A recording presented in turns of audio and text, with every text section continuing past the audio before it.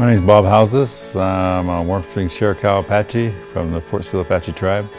I make art that is reflective of who I am today.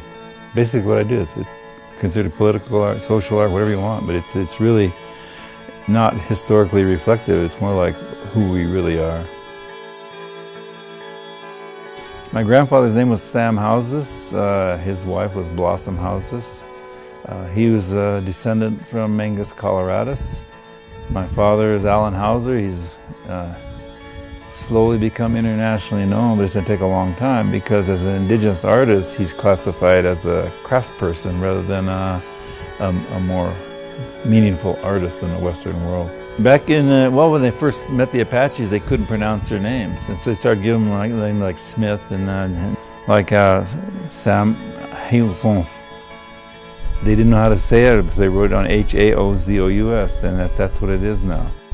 So legally, I was born Houser, and I went to Oklahoma, and my grandfather said I was Haozous, and we lived with him for a long enough time. And that's why my brother Philip and I became Haozous again. My other three brothers are Hausers, because he gave us so much in just so little, in so short period of time, that the fact that he gave us this right to be Indians. It's not a right that comes from blood or politics. It's something you give to your children. He gave it to us.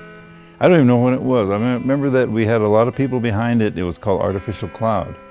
My idea at the time is we're destroying nature, and we're going to have to make monuments to those things that are natural. So, because we'll have to live underground in a controlled environment, because we won't be able to drink the water or breathe the air or even be in the sunlight. So I made an artificial cloud as a reminder of the death of the earth.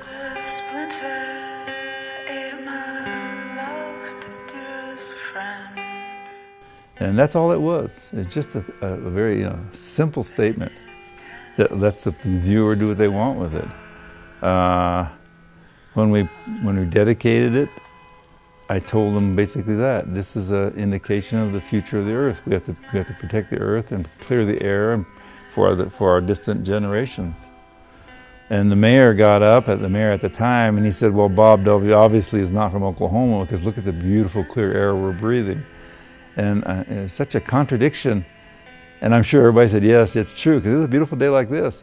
But he didn't realize that what we're doing to the earth, it has something to do with time, a time of responsibility and awareness. And Western man's time is your own. You support your needs and your conveniences, and that's it. You don't care what you do to the earth, the water, anything.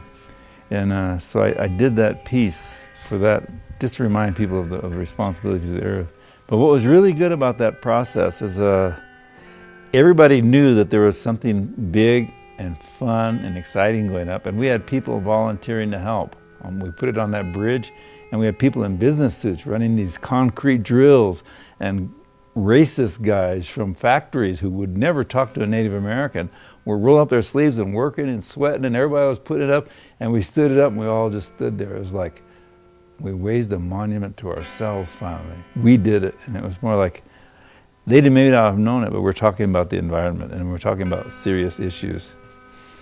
I was accompanied by a friend who was very politically aware, and he told me that they wanted a piece. He was a part of the process, and they wanted me to put it somewhere, and I selected the demarcation line between the white Tulsa and the black Tulsa, right where the train goes.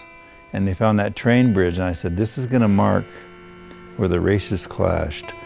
We're a reminder that not only the destruction of the environment with the cloud, but also the spiritual destruction of mankind with people is right there, and we can't let it happen again. And they didn't want to put it there. They didn't want to honor the blacks at all. One thing that we have to remember is if you're going to the top of the mountain in your lifetime, it has no purpose unless you bring your people with you. And if I can do that, if I can bring my people to this awareness of self and this power of Apache people or Indian people, this awareness of the environment, then it's another step. It's going to be a long step. And I can just scratch the surface, but maybe my children or somebody else later on will do it for me. But it's not my job, it's just what I'm supposed to do.